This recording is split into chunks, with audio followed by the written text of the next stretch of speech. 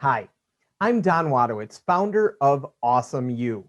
Welcome to the third part of our mini-series on goal setting. We've made it. Now, back 2 weeks ago, we covered determining values before setting goals.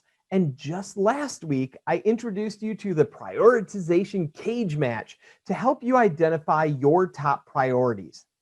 Now, this week, you should be ready to break those priorities into goals that we'll make into SMART goals, an acronym for specific, measurable, attainable, relevant, and time-bound.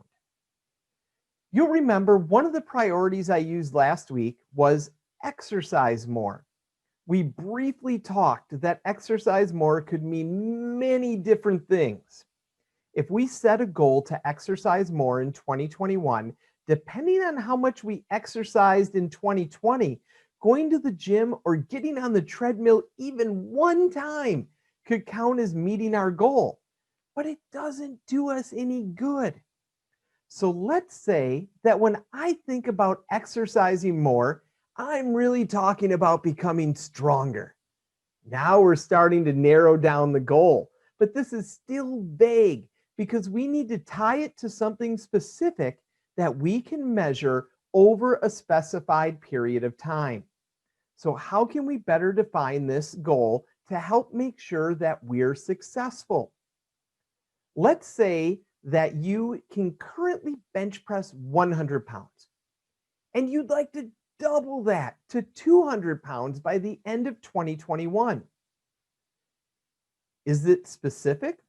Yeah, this goal seems to be pretty specific, as well as measurable, relevant based on our priorities from last week for this example, and time-bound.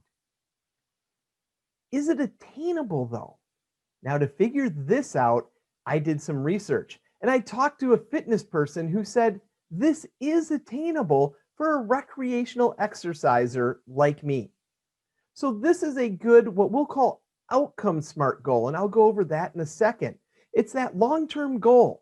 So now we need to decide how are we going to get there by chunking this SMART goal into smaller goals in 3 categories. So the outcome, which is what we already covered, what I hope to achieve. Performance, that's milestones along the way where we can maybe reward ourselves too. And then process, the behaviors that need to happen to be successful. So my performance SMART goal might be to increase a 10 rep maximum by 10 pounds every 5 weeks. Again, I discussed this with a fitness expert, and they told me that this is an achievable goal. So if I increased 10 pounds every 5 weeks, that would give me 10 opportunities to increase my maximum rep weight in a year. 10 pounds over a 10 5-week periods is 100 pounds. Meaning, if I hit each of my performance SMART goals, I would reach my outcome SMART goal. Now, I'll also want to set process SMART goals. And that would be part of this, such as participating in bench press activities at least 3 times per week, each week during 2021. Again, this is specific, measurable, achievable, relevant, and time-bound. So if I achieve my process SMART goals, it's much more likely I'll achieve my performance SMART goals and thus my outcome SMART goal. You're now ready to set your SMART goals for 2021. By following the tips in this 3-part series, you'll understand how to determine your values, figure out your top priorities, and turn those priorities into SMART goals to help ensure you succeed.